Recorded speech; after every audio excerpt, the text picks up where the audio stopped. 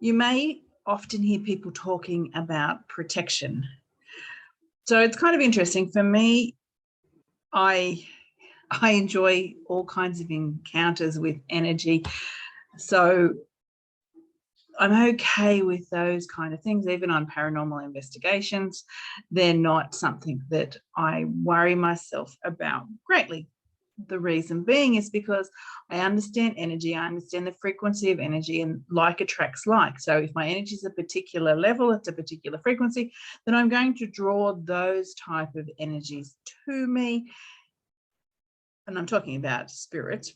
If my energy is at a lower frequency, then I'm going to draw those kind of energies to me, because we connect on a frequency.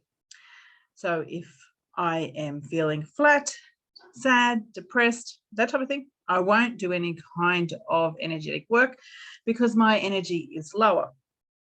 And lower beings, lower frequencies don't have to do anything to connect to me. It's pretty easy. We're on the same plane, even though it's not a plane, but it's that same level. So by keeping my energy high, that eliminates any kind of concern for me in regards to lower energy beings. Now, there's always exceptions to the rules, and there's a whole lot of rabbit holes we can go into about dimensions and that kind of thing, but we're not going to worry about that for now. So let's just talk about basic protection. And I mainly use it for the living. They're my main concern. The energetic beings that are disembodied, spirit, those type of things, not a concern for me. So what do we do? There's a whole heap of things. I've got, in an education package, I think I've got like 30 different rituals you can do. So there's so many things that you can do to put an energetic protection, barrier, whatever you want to call it, between you and energy that is projected to you or that you may just pass through. And there's a whole heap of rituals that we can do as well, from working with crystals. Definitely, if you're drawn to crystals, you can use crystals, and you would explore the different types, the different shapes, because they all work a different way based on what crystal it is and the shape of the crystal, and then where you place it. So there's that. We can also work with things like resins and herbs. So for me, this is my little container here. So we can burn those, and they do the same thing. It's just like a smoking ritual that you use in regards to that. So you can do that for protection as well. You may want to create sigils, which, this is, I don't know if you can see it, this is a protection one here that I've created. So you can create sigils for protection.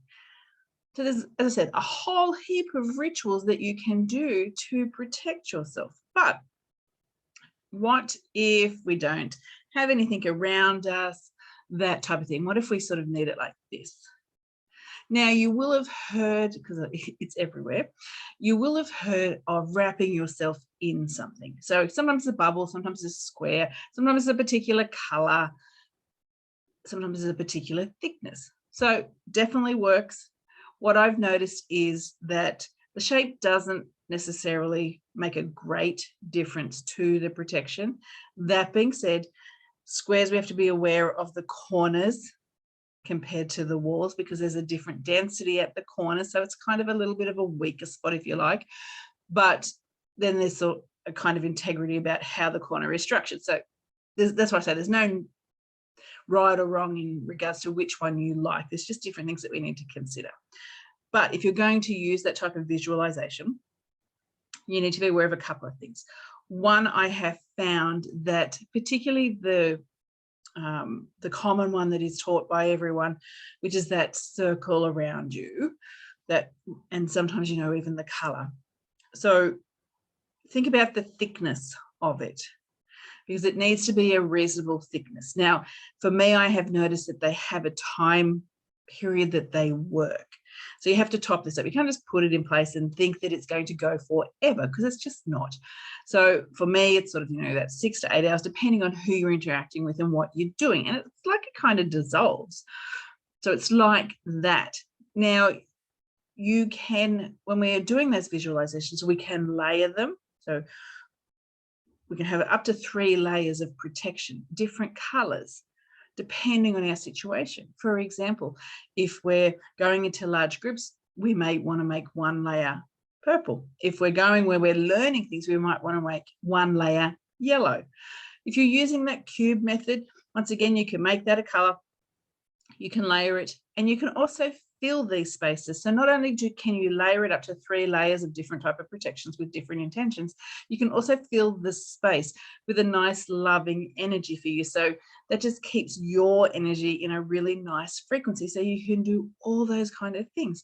And it's a visualization. What I would say is make sure that you include all of you. And all of you is all of your aura, your earth star and your transpersonal point. Just don't think of your body. Make sure you get all of your energy. Otherwise, you're going to still feel things and there's still going to be energetic work that you need to be aware of if you haven't encased all of you.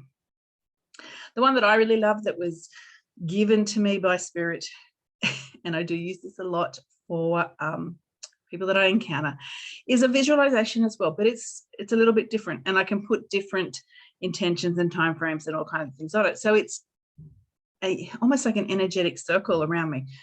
I visualize my team, my spirit team. So whatever that is for you. So that may be angels, it may be a group of guides, it may be main angel, so archangel type of energy. We know that that dilutes down so we can handle it. And then other angels standing around us like a circle. They're back to us, their faces facing out. Now, you can even give them things to hold to help deflect the energy if they need that. We can instruct them with intentions on what we want them to do, what they're exactly to do for us. It's like a little barrier of, I'm going to say like people, because that's what it looks like for me, people around us protecting us so nothing can get to us. So we can put in a time frame, we can put in a situation. So you guys have got to stand here, you know, for the next 8 hours while I'm at this party, so I don't feel all these things, whatever it is. You know, have mirror shields if you need them to have that. So bounce that back, or take it, the energy that's coming to you, let's transmute it and send it to the universe wherever it needs to go. You can do all those kind of things. Visualize the group around you in a nice big circle. Their backs to you because they don't need to see you. They need to see what's coming at you. So they're facing out. And as I said, you can put things in their hands, you can give them intention, you can tell them how long they need to be there, and even how you want to feel. So if people are sending, projecting at you, and sometimes that makes you say things that you don't want to say, or it takes you to a place that you feel a little bit ugly, maybe brings out a side of you don't like when you're around certain people, so make sure that their things don't impact me, their words don't impact me, I don't go to that place that they take me. So you can do all that kind of stuff. And I find that works really well because we can put a lot of instructions in that setup. So try these things. Consider your protection whenever you're going out and about, mixing with people out into the world. Be aware that when we engage with anyone, there is an energetic exchange. Now, sometimes that's fabulous and it makes us feel really good. And sometimes it's not. Sometimes it makes us feel not great, maybe even depleted when people are drawing on us. So be aware of that. Just start being conscious of who you're interacting with and what the results of that interaction is to your energy. Because there will be, as I said, you'll start noticing those that lift you, those that make you feel fabulous, and those that have the opposite effect. So if they're having the opposite effect, we need to explore why. And in that why, we can look for growth, we can look for what we need to set up energetically so it doesn't impact us. There's a whole lot of things that we can explore on that why. So explore energy more, be more open to how it impacts you, be more aware of how it's coming into your field, how you're actually even translating it without even really being aware, because you will be. I want you to start being aware of the energy that is coming into your field, how you're feeling it, how it's making you feel, the ups and downs of that, and then consider where you need to protect your own energy to reduce your own energetic maintenance that you need to do in the future. I had a runaway crystal right there at the end, was about to go on the floor. We don't want to lose that. Connect later. Bye.